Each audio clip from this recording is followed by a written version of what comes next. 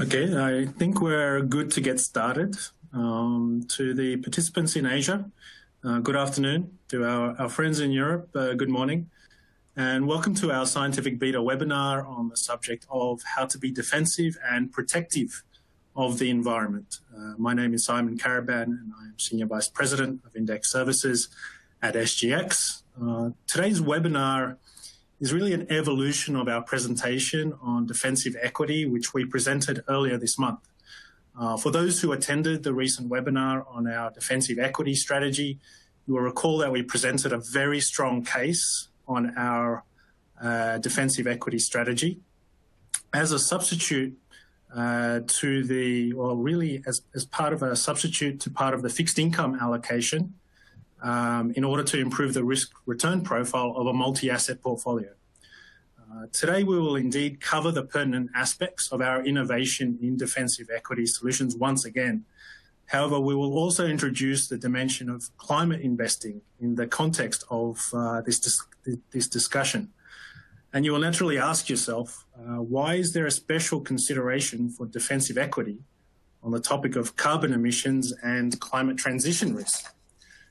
Indeed, our research at Scientific Beta extends beyond the pure financial considerations. And we have conducted very thorough and detailed research in the area of ESG and climate investing, particularly as it relates to the portfolio construction process.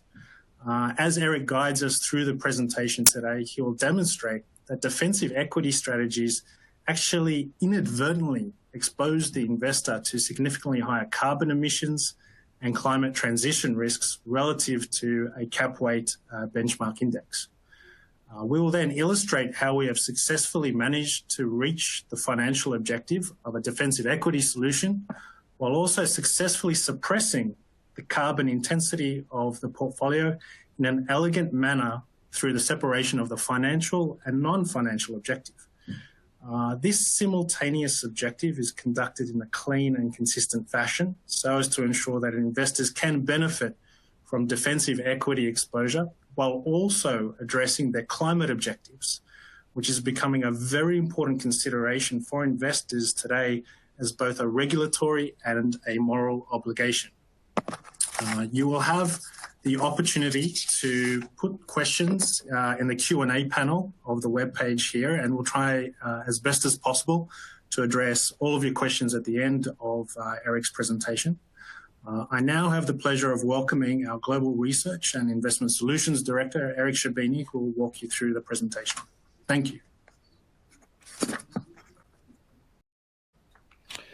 Thank you very much for that introduction, Simon. And as you said, being protective of the environment and thinking about the carbon emission of a defensive strategy is, as we will demonstrate, clearly a very, very important consideration, given that defensive strategies tend to have higher carbon emissions.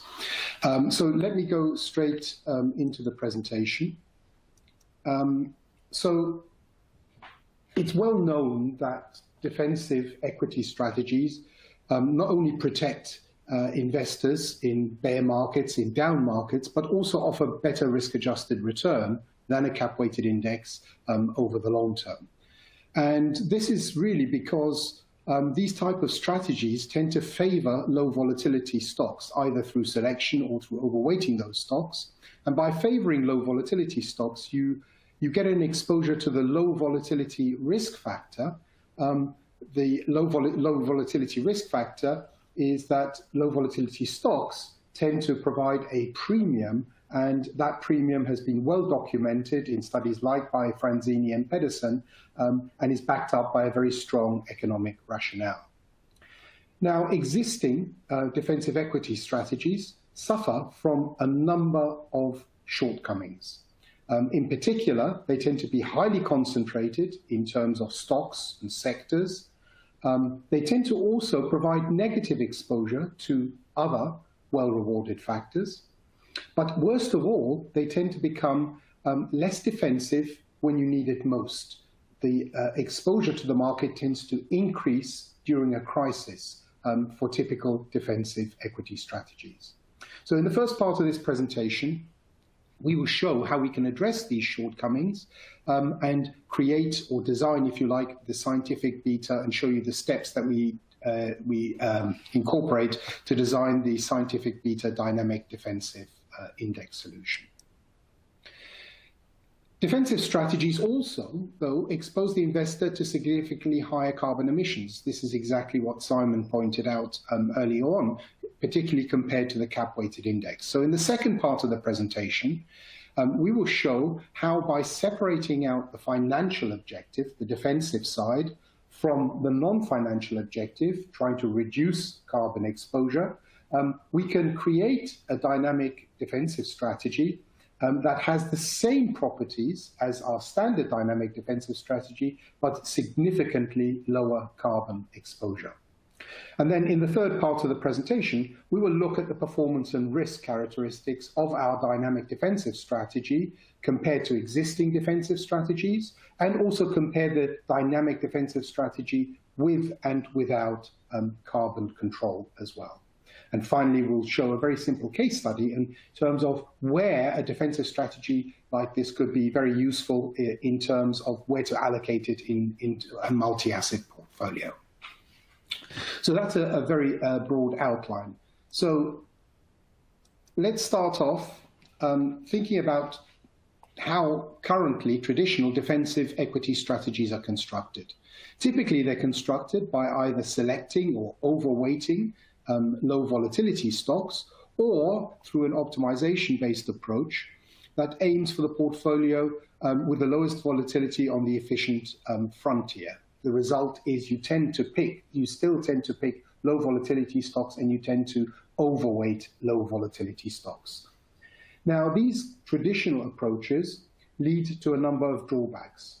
First of all, they lead to a negative exposure to other rewarded factors, such as the quality factor, the momentum factor, and so on. And this has a negative impact in terms of long-term performance, because it reduces the benefit of the low volatility risk premium, because you end up with negative exposure to other factors. We'll show you an example of that in a minute. Secondly, I mentioned concentration risk. There's a lack of diversification. Typical low defensive strategies tend to be highly concentrated in low volatility stocks, and this lack of diversification leads to a reduction in terms of long-term performance. But thirdly, and probably even most worryingly, is that the market beta of traditional low volatility or defensive strategies tends to increase during a market crisis. So this is clearly something that we need to address, particularly if we're interested in the protective elements of a defensive strategy. So the way we approach this is we approach the design of our defensive strategy based on the Smart Beta 2.0 approach. So what we do is we explicitly select low volatility stocks. We do this on a regional basis, but we also control for any negative interaction effects. So we don't simply just select low volatility stocks. We also think about the stocks that have a poor exposure to other rewarded factors. Once we've selected the stocks, we apply a well-diversified weighting scheme across the selected stocks in order to reduce stock-specific risk. And then finally, once we've constructed, that's the standard way we construct our factor strategies, we apply a risk control, a maximum volatility protection that reduces the volatility of the strategy, particularly during times of stress.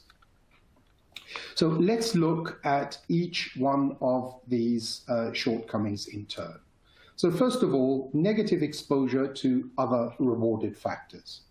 So in this slide here, we show the factor exposure, we show the factor betas of a traditional defensive strategy like the MSCI minimum volatility strategy on the far right-hand side. So what we can see is that this strategy has a very strong positive exposure to the low volatility factor, which is exactly what we would expect. But this strong exposure to the low volatility factor also introduces negative exposure to other well-rewarded factors, such as the profitability, the quality factors, and the momentum factor. Now, this has a negative consequence in terms of long-term performance, because if we add up the exposure to all the 6 well-rewarded factors, which is what we call the factor intensity, we can see that our low volatility beta of 0.34 is actually reduced to 0.22 because of the negative effects, the negative exposure to the other factors. So it will actually reduce the benefit of having exposure to the low volatility risk premium. Now, the way we design our low volatility strategy is we select low volatility companies. We, in fact, select 30% of the companies with the lowest volatility. But then what we do is we apply what we call a high factor intensity filter. Now, this filter basically removes stocks that have a strong negative exposure to the other rewarded factors. And it's a very, very transparent, a very, very simple filter. So once we've selected the low volatility stocks, 30% of stocks with the highest volatility, we will eliminate 10% of those with the lowest exposure to other factors. So we're essentially left with 20% of the underlying universe. And as you can see here in the first column, that this very, very simple filter ensures that we eliminate the negative exposure to the other rewarded factors.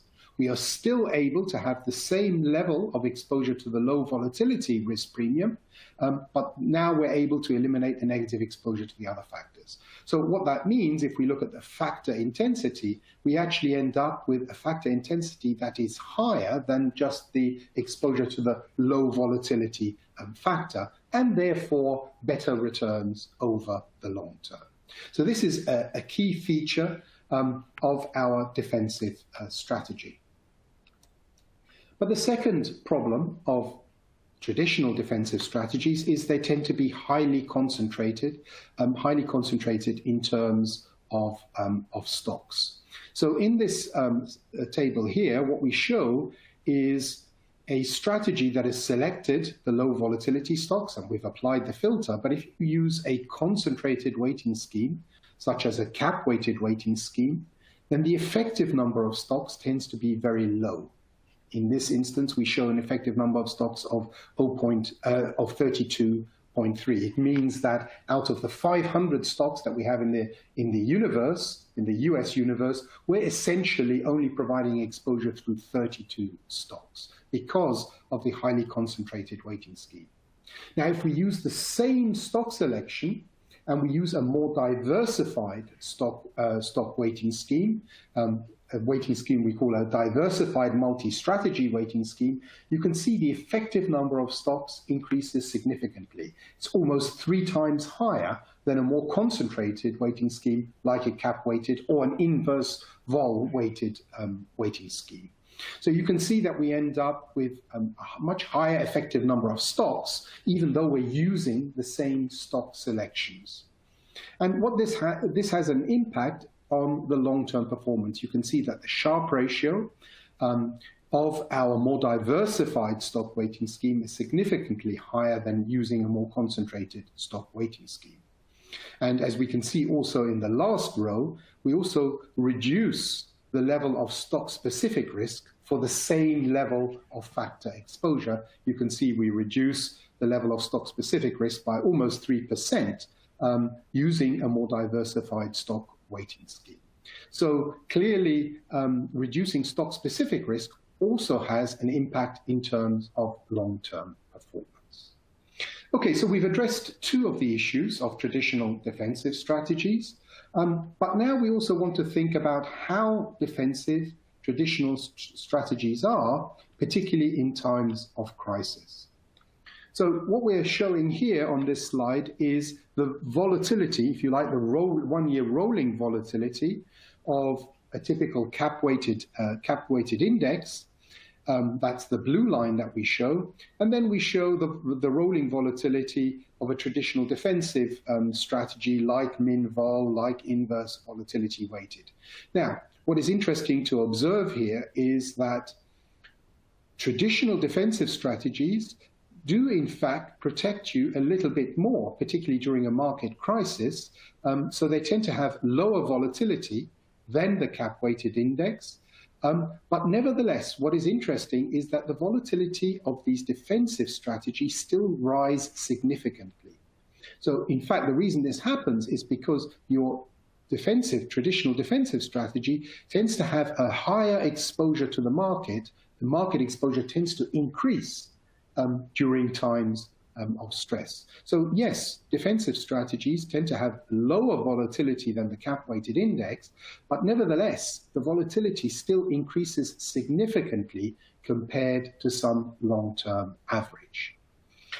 So what we do is, after we've constructed our factor harvesting, our low volatility strategy, we introduce something called a maximum volatility protection, a risk control. So the idea of this maximum volatility protection is to try to target the long-term historical volatility of the index itself, of the low volatility strategy. So basically, in periods when we expect volatility to remain high, what we do is we add an overlay to the strategy that reduces our exposure to the market. So the idea is that if the forecast volatility is higher than the long-term volatility of our defensive strategy, what we will do is we will add a cap-weighted overlay, which can be introduced using futures, very simple liquid futures, that shorts the market in exactly the right proportion in order to bring the volatility of our defensive strategy back down towards its long-term average. Now, the problem, obviously, of introducing an overlay like this is you have to be able to forecast volatility. So we have a volatility forecasting model, a sophisticated volatility forecasting model. And we basically forecast the volatility on a weekly basis, but we don't change the allocation to the cap-weighted overlay unless 20%, unless we need to change that allocation by 20%. So the idea is to prevent ourselves being whipsawed. We will only change our allocation to the overlay when there has been a significant movement in terms of volatility.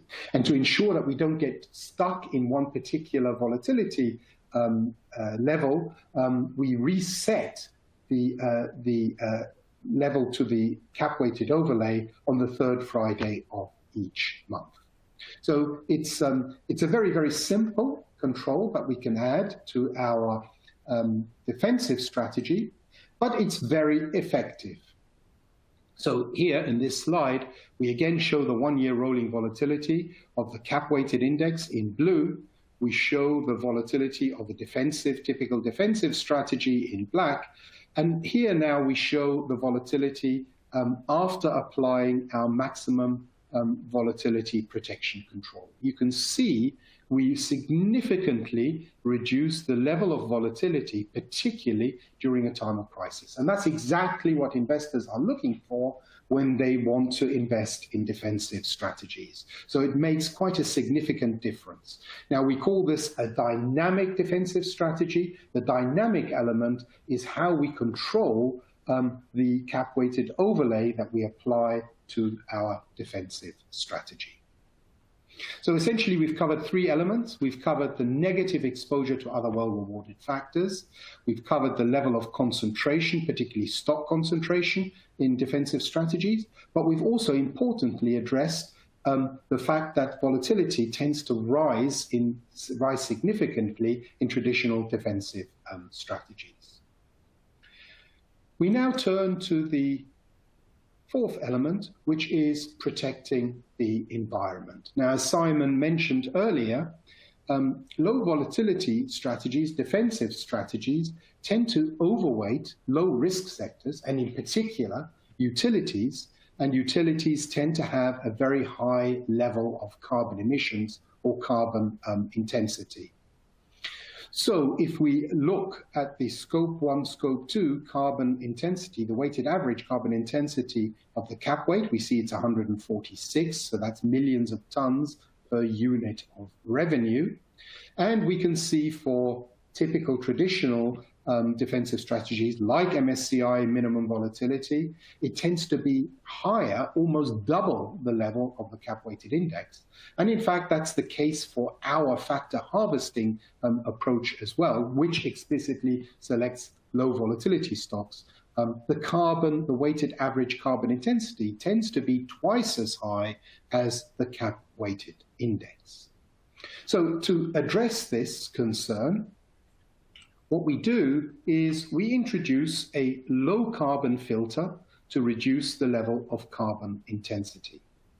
So what we actually do is we introduce a low carbon filter before we even start creating our strategy. So we apply the low carbon filter to our investment universe. This is very, very important because what we're doing is we're separating out the carbon objective from the financial objective of having a defensive strategy. We treat the two separately. So what we do is we treat the carbon element first by looking at the investment universe, reducing the stocks in terms of the stocks with the highest carbon emissions or the ones with the highest carbon risk, and then we apply our standard factor harvesting strategy. So this filter that we apply to our investment universe is essentially based on two filtering approaches, a negative filter and a positive filter. So the negative filter comes through what we call a core ESG filter. So this is a filter that we apply to all of our ESG strategies. And within this filter essentially addresses coal mining. It takes out coal mining companies, companies with high levels of coal reserves, hence stranded assets, and also some power companies that tend to use a high level of coal to generate power. So we will remove those companies first. Now, typically, this core ESG filter tends to remove about 2 to 3% of companies from the underlying universe. So that's our negative filter, but then we also introduce a positive filter. So the idea with a positive filter is we take all the stocks within a region after applying the core ESG filter, we rank all the stocks by their carbon intensity, and then we go down that list and we take out the companies with the highest carbon emissions, the highest carbon intensity.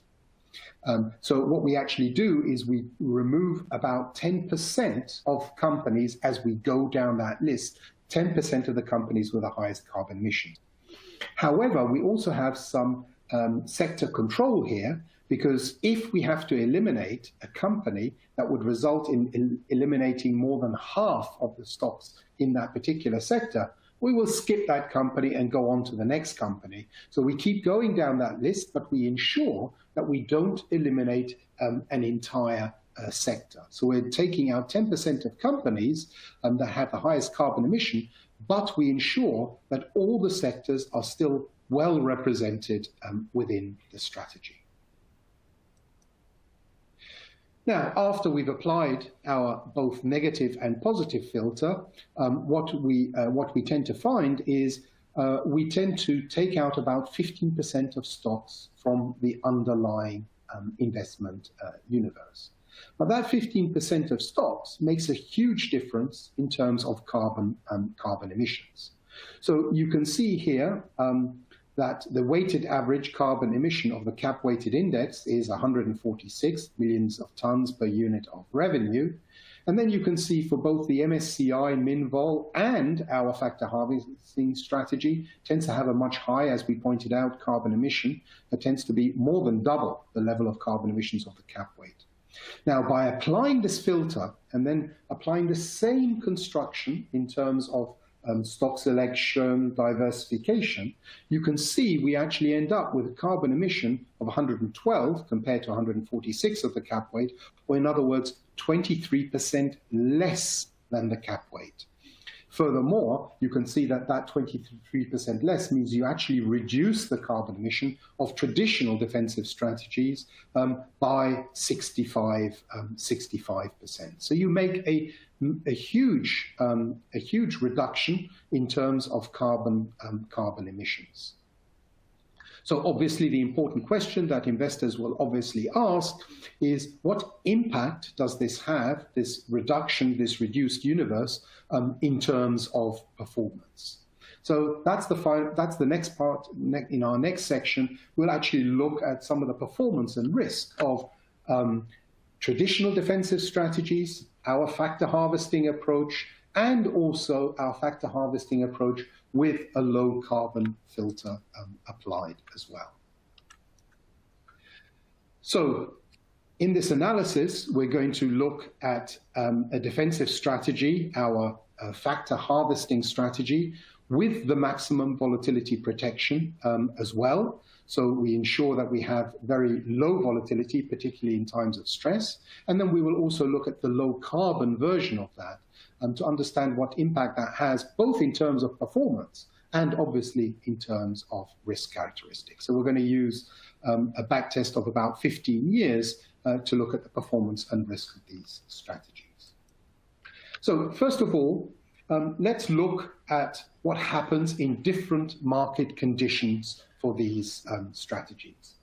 Now, earlier I said that traditional defensive strategies tend to have an increased exposure to the market, tend to have a higher market beta, particularly during times of stress. So you can see that very clearly in the last two rows of this slide. On the far right-hand side, you can see something like an MSCI min-vol strategy. Typically tends to have a market beta of 0.63 during low volatility regimes, but as soon as you get an elevated level of market volatility, the market beta goes up. It's still below 1, so it's still less risky than the market, but nevertheless, you're actually increasing your exposure to the market as volatility rises. Now you can see for our dynamic defensive solution, which has this maximum volatility protection control in place, that we actually have a lower market beta when the volatility in the market increases. So during high volatility market regimes, we actually lower our exposure to the market, and yet we maintain the same level of exposure to the market in low volatility regimes. So this is the very interesting feature of our maximum volatility protection. It actually reduces our exposure to the market, quite opposite to what traditional defensive strategies do. And in fact, if we look at the first two rows of this table as well, we can see that in a high volatility regime, the volatility of the cap weight is around 22%. Now, on something like an MSCI minimum volatility strategy, you can see that the volatility is reduced round about to about 17%. But you can see that having this maximum volatility control in place reduces our volatility during high volatility regimes even more, but yet during low volatility regimes, it still maintains the same volatility as traditional defensive strategies. So this is a very, very interesting feature for our dynamic defensive solution. But what's very interesting, as we can see in the third column, that even for our low carbon version, we maintain those properties. So by introducing this low carbon filter, the properties, at least the risk properties, are still maintained. If we look a little bit deeper in terms of the downside risk of these strategies, we can see that the maximum drawdown over this 15-year period was around about 57% for the cap-weighted index. So obviously this happened during the financial crisis. And then you can see that the minimum volatility, the MSCI min-vol strategy, had a maximum drawdown of only 47%, so 10% less than the market. Now, with our dynamic defensive solution, we're able to reduce that maximum drawdown by an additional 10 to 15%. And introducing the low carbon filter still maintains the same defensive properties. Now, maximum drawdown clearly is a measure that's a measure based on one point in time. So it's also interesting to look at what happens to the extremes as well, to the tail risks, if you like. So we look at the 1 year rolling. We look at what happens during the 1 year rolling worst volatility, and you can see again that for the cap-weighted index, the rolling one-year volatility is 32%, and for the MSCI Min-Vol is 25%, but that's significantly reduced for our dynamic defensive solution, whether you have the low carbon filter or not. So a significant reduction, not just at one point in time, but on average as well. So clearly, our dynamic defensive solution has very interesting risk properties, but what impact does it have in terms of performance, both for the maximum volatility protection and the low carbon element? So in this slide here, we summarize some performance and risk characteristics. So we can see here, first of all, in terms of, again, focusing the objective of defensive strategies to reduce volatility. So in terms of volatility reduction, the third row down, we can see that something like an MSCI Min-Vol strategy tends to reduce volatility by about 25% on average, and yet it's still able to deliver over the long term similar levels of return as the market because it's exposed to the low volatility risk premium. Now you can see with our dynamic defensive strategy, we're able to reduce that volatility by an additional 10 to 15%, and therefore we have a volatility reduction of about 40% instead of 25%. And yet, in terms of return, we're still able to maintain the same level of returns. Because remember, we've eliminated negative exposure to other factors, and we have a very well diversified weighting scheme. So, of course, this means a higher volatility reduction maintaining similar levels of return means you have a great improvement in terms of Sharpe ratio over the long term. Whereas a typical Min-Vol strategy has an improvement of 34% in terms of Sharpe ratio compared to the cap-weighted index, we actually end up with something like a 70 to 75% improvement in terms of Sharpe ratio. So introducing the maximum volatility protection and the low carbon filter does not harm the strategy in terms of long-term risk-adjusted performance.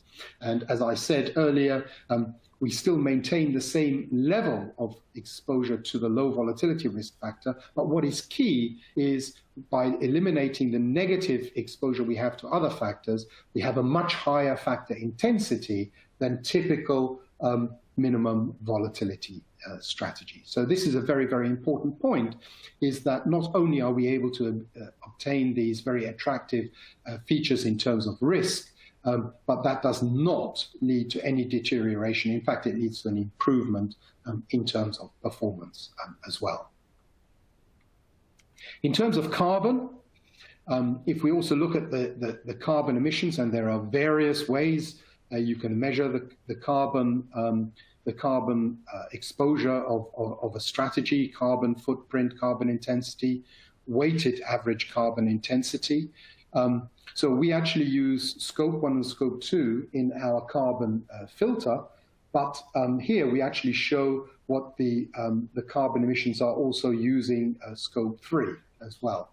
So what we can see is that a typical defensive strategy, like our dynamic defensive strategy, where we don't apply the carbon filter, tends to have a much higher carbon emission compared to the cap-weighted index.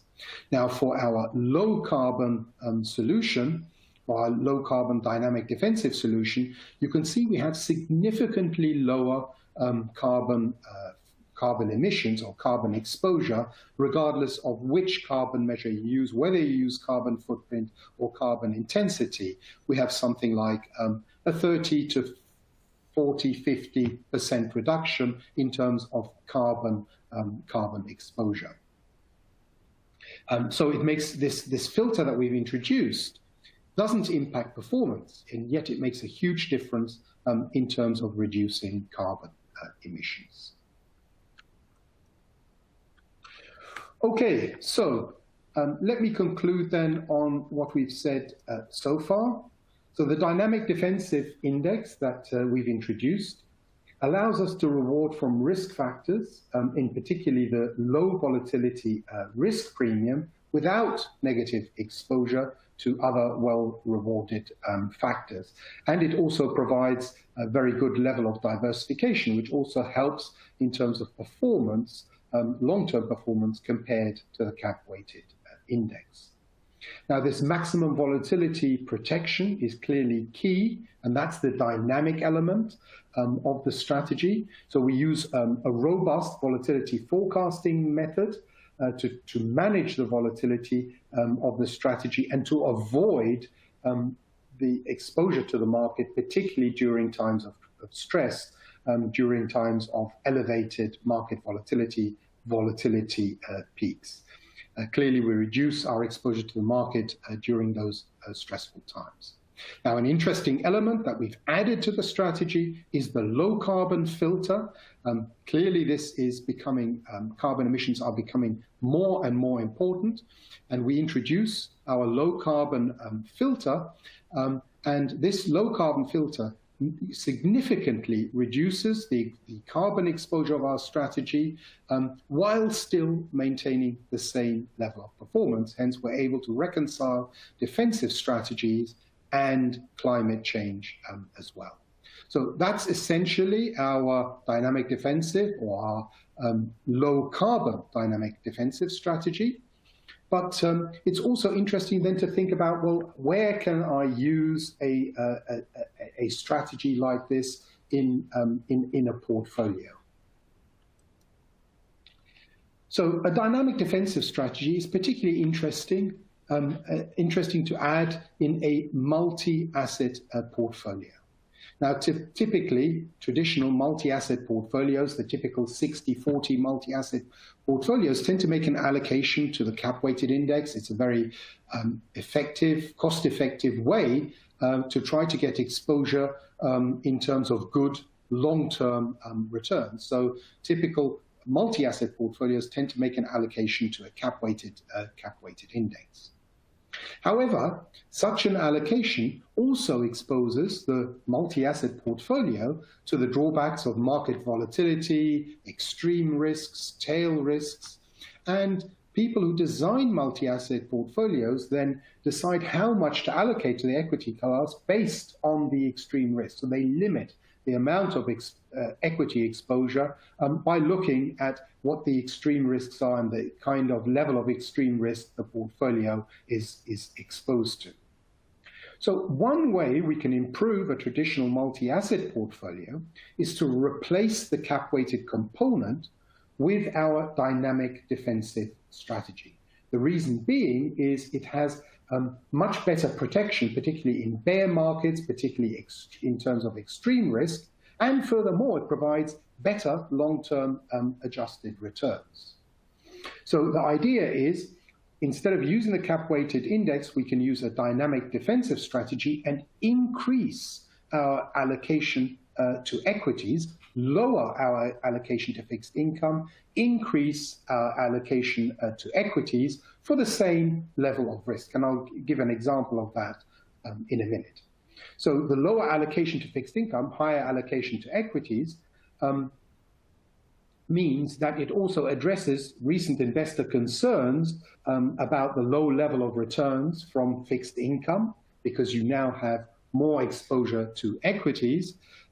And furthermore, it also addresses some recent concerns investors have had in terms of a rise in inflation, which clearly would have a very great impact on the fixed income component of a multi-asset portfolio.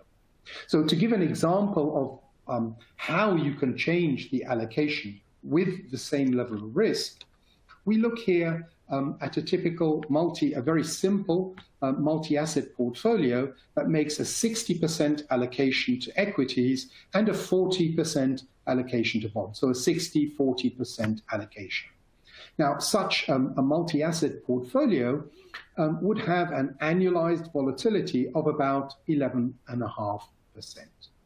So the question that we want to ask is, for the same level of volatility, how much more can we allocate to our equity component if we use a dynamic defensive strategy instead.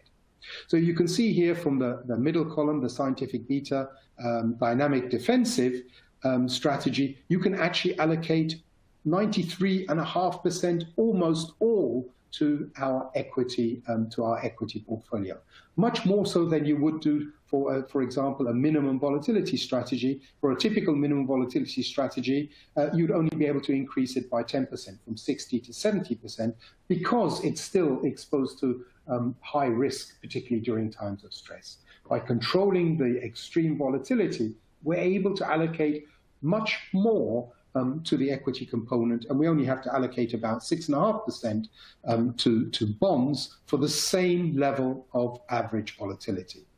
And clearly this is going to have an impact in terms of returns as well. So what we can see is by allocating more to the equity component, we tend to have much higher average returns. So if we look at rolling 1 year average returns, it's significantly higher than the 60-40 split, or using the 70-30 split of a min-vol strategy. We tend to have about 9.5% instead of about 8%. And furthermore, you can see that in terms of extreme risk as well, we're able to reduce the extreme risk significantly. So if we look at a 1 year rolling window, the worst 5%, that is significantly reduced compared to the cap weight and compared to using min-vol. So this is a very interesting example of an application of the dynamic defensive strategy. And given that it's also available now with a low carbon element, it could be a very, very interesting allocation to a typical multi-asset portfolio.